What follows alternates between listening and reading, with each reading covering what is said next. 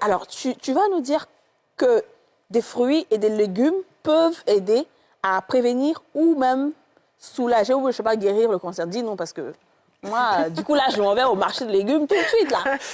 Alors, c'est une très belle question.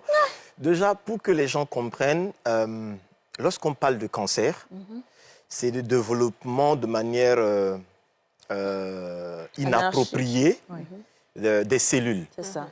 Et Dieu, en nous créant, nous avons autour de 30 000 milliards de cellules que chaque être humain a. Et vous savez que les 30 000 milliards, il y a des cellules qui doivent mourir et d'autres se renouvellent. C'est ça. Et ainsi, lors du renouvellement des cellules, il y a ce qu'on appelle les divisions cellulaires. Il y a des cellules qui doivent se diviser et se renouveler. Et par jour, on a 300 milliards de divisions cellulaires. OK. Wow.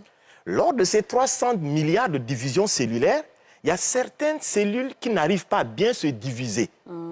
Donc cela, on parle de erreur génétique. Et ces cellules qui n'arrivent pas à bien se diviser, il y a des globules blancs qu'on appelle des lymphocytes NK. NK veut dire Natural Killer. Ce sont des tueurs spécialisés que le bon Dieu a fait et qui doivent détruire ces cellules-là par jour. Okay.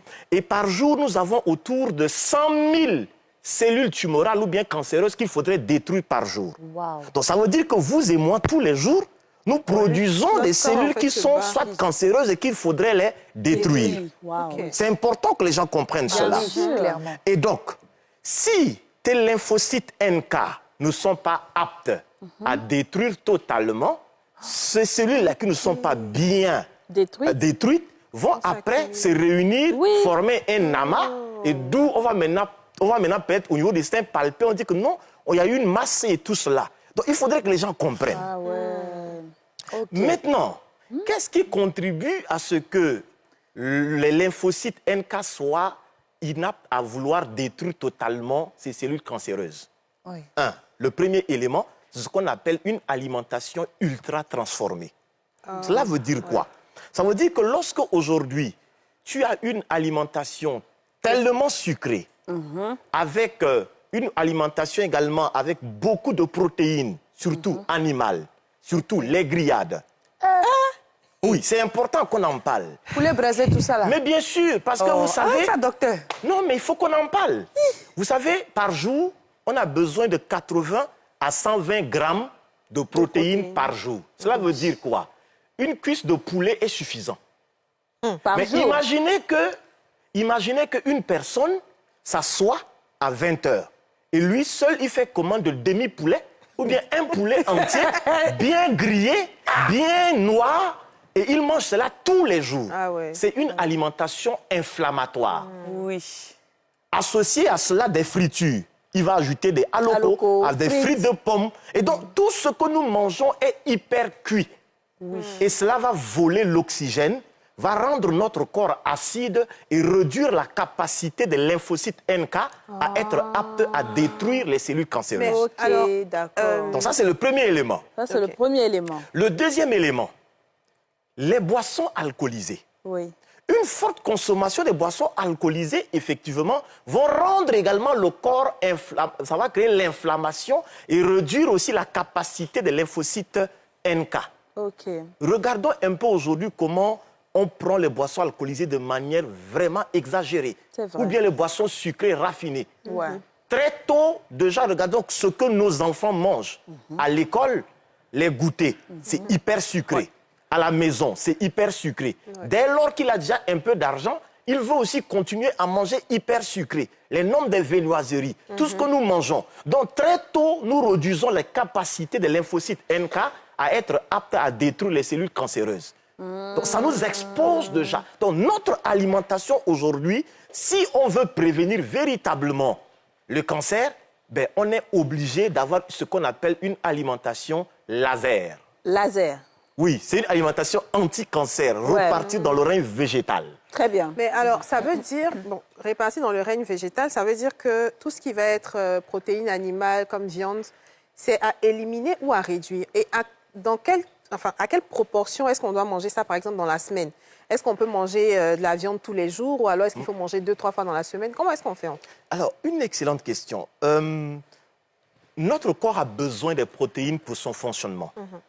Et tout à l'heure, je disais que si tu n'es pas un sportif de haut niveau, le besoin en protéines, c'est autour de 80 à 120 grammes par jour. Donc, une cuisse de poulet. Une cuisse de poulet suffit. Okay. Mais pour la semaine, on a besoin de 500 grammes. 500 grammes. Alors qu'un poulet, c'est une moyenne de 1,5 à 3 kilos.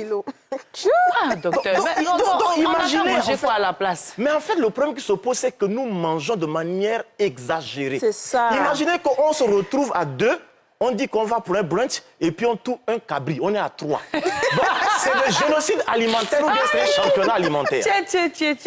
Donc, regardez, Par exemple, ça, est-ce que si, par exemple, on prend une cuisse de poulet le matin, on peut prendre, par exemple, matin. le midi, À je veux midi. dire, et le soir, est-ce qu'on peut prendre des œufs? Parce que c'est aussi de la protéine.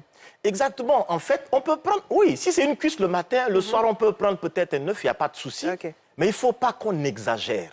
Parce que D'accord. l'excès de ces protéines, le fait de consommer exagérément les protéines, surtout animales, ça conduit à produire autour de 20 à 30 déchets toxiques dans le corps.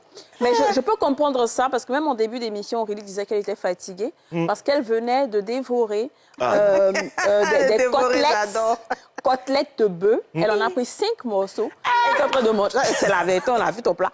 Elle a mangé. Donc elle est venue, elle dit « Ah, je me sens mal et tout. » Dans ma tête, je me dis « Ah, je ne vais pas lui dire maintenant, je vais attendre que le professeur lui dise que... » Enfin, quand tu as commandé ton plat, t'as faim. Quand on finit de manger, là, c'est le même plat, là, tu vas Ce manger. que les gens On est doivent même comprendre, chose. c'est que la santé se résume à 2 éléments. Oui. L'oxygénation et la circulation. Tout ce que tu manges doit apporter de l'oxygène, mais pas voler ton oxygène.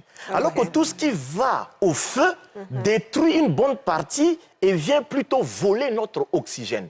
Une assiette idéale, on doit avoir 50% de cru, 25% des féculents et le reste des 25% des protéines et autres. Mais regardons notre assiette aujourd'hui. Ce n'est rempli que de quoi? On ne mange même du pas gras. du cru. Oui, c'est On ne vrai. mange même pas. En fait, le truc, c'est qu'on a habitué tellement notre corps depuis l'enfance à Exactement. manger des choses grasses que C'est quand ça. on te parle de légumes, tu n'as pas envie parce que tu as l'impression que ça n'a pas de goût, C'est ça. que c'est pas Mais bon. parce que, Donc, parce que parfois, on réhabituer ne le sait pas corps. cuisiner les légumes aussi. C'est Il y a souvent ça aussi. parce que réhabituer le corps à, à manger des quand choses on dit de saines. faire légumes, par sautés. exemple, on fait légumes sautés, c'est cuit jusqu'à... Ah, oui, tu mets ta ça fourchette, devrait être ça- plutôt une alors que cuisson à ça- la vapeur. Exactement. Mais une sauce aubergine ou bien je ne sais pas, une sauce l'autre, on cuit, on recuit et la même Mais sauce là, après, on le réchauffe 10 On fois. chauffe, hein. Mais après, c'est culturel aussi de manger comme on mange en Afrique.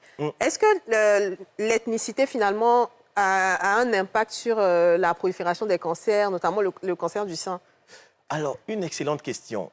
Normalement, en Afrique, le fait que nous puissions avoir ce qu'on appelle la peau noire, la mélanine, logiquement, permet de protéger le noir. Parce que lorsque nous sommes en contact avec les rayons ultraviolets du soleil, ça vient plutôt créer un effet anti-inflammatoire et un antioxydant. Mais imaginons aujourd'hui, les gens fuient le soleil. Très tôt le matin, on est assis au bureau. On ne regarde même pas le soleil. On rentre à 18 h. Il n'y a pas de soleil. À la longue, qu'est-ce qui se passe? Notre corps devient fragile. Alors que tout ce que Dieu crée, c'est pour notre bien-être. Nous, on ne veut pas que ça nous noircisse. Effectivement. Alors que la mélanine est produite mieux lorsqu'il est en contact avec le soleil.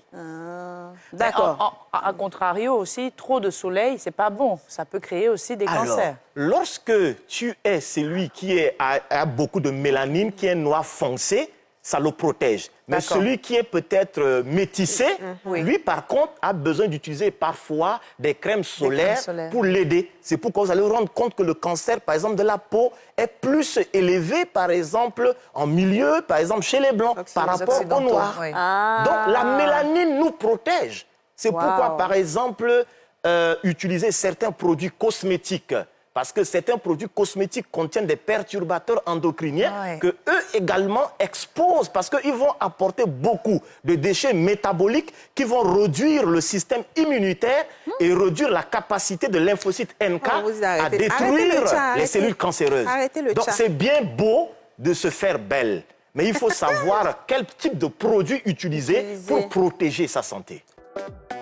Ce programme vous a été présenté par Double Millionnaire.